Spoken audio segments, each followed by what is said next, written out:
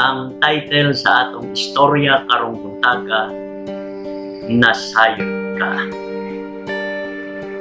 Naay usa ka bata nga namalandong sa usa ka bungtod. Sa iyang pagpamalandong, naa siya'y nadungog na tingog nga nanawag sa iya. Miingon ang tingog, "Psst!"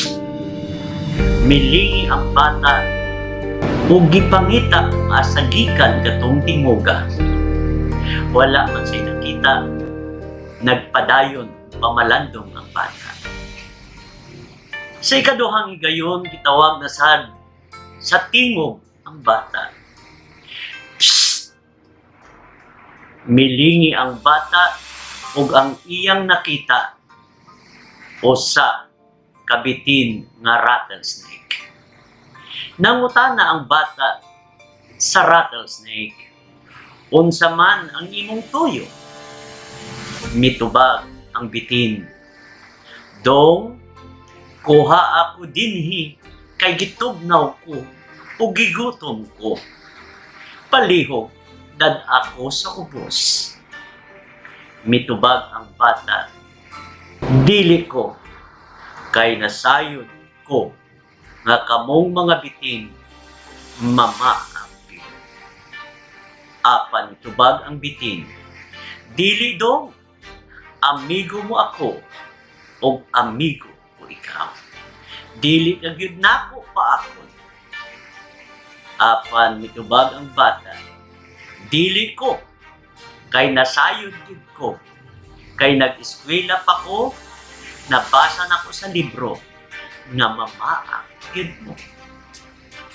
Apan mitubag ang bitin, "Dili dong, I promise you, di ka gyud nako paakon."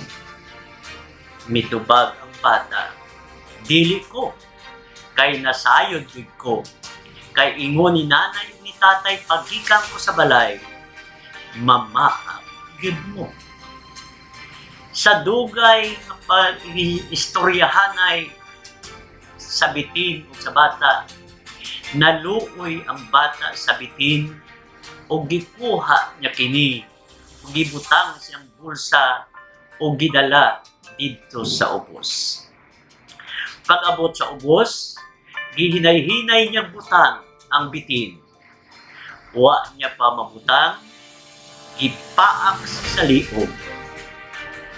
O naghilak ang bata, hapit na siya mamatay, nangutana ang bata sa bitin, "Di ba, you promise me nga di ko di mo paakon, nganong ipaak man ko nimo?" Mitubag ang bitin, "Nasayod ka na, nga kaming mga bitin mamaak, nganong ikuha man ko nimo." Mga pamalandong, tanang butang sa kalibutan, nasayod ta, unsay tama, unsay mali. Apan daghan kaayong mga tao ang nagpakabutapungol o nagpakaaron ingnon nga wala sila kabalo sa mga balaod sa Ginoo.